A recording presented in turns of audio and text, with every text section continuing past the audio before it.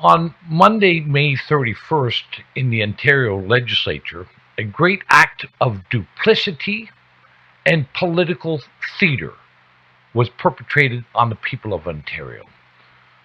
A motion was passed in the legislature by less than 50% of the elected members.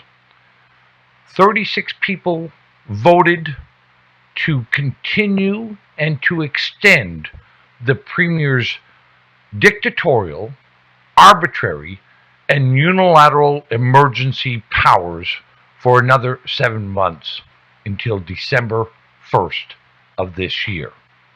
22 members voted against that motion. However, 66 members failed to show up.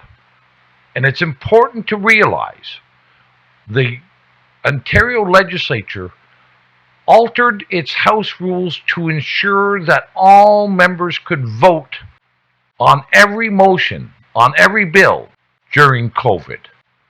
We changed the rules to permit members to vote in the lobbies, being socially distanced rather than at their desks and having a roll call, which has been the historical method of voting. But 66 chose not to. But there was also a secondary manner in which happened during this vote. And that is, it was an act of collusion between the government House leaders of the Conservative Party, the NDP Party, and the Liberal Party. They purposely colluded to ensure that the vote would pass.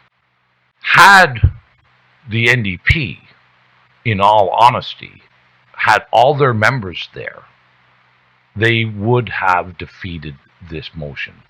But they purposely kept their members away. And let's not forget, on May 22nd, just over a week earlier, the Premier announced his Reopening Ontario plan, his 3-step plan, which failed to actually articulate a free and open Ontario. A 3-step plan for additional or changing restrictions on our freedoms, but no step to actually get Ontario back to normal or a free and functional society. He announced that reopening plan on May 22nd. Just 2 days earlier, on May 20th, his Solicitor General, Sylvia Jones, introduced this motion to extend his authority and his emergency powers until December. The people of Ontario need to wake up and see what is happening in our democracy. All our parties, our government, are engaging in optics and political theater and are distorting and perverting our representative democracy. To suggest that we have a reopening plan on one day and on the next extend their emergency powers, and then to have more than 50% of the elected representatives fail to show up for the vote, is not just a travesty. This is a perversion of democracy, and it demonstrates that for the last 15 months, we have been in a political crisis in Ontario, not a health crisis.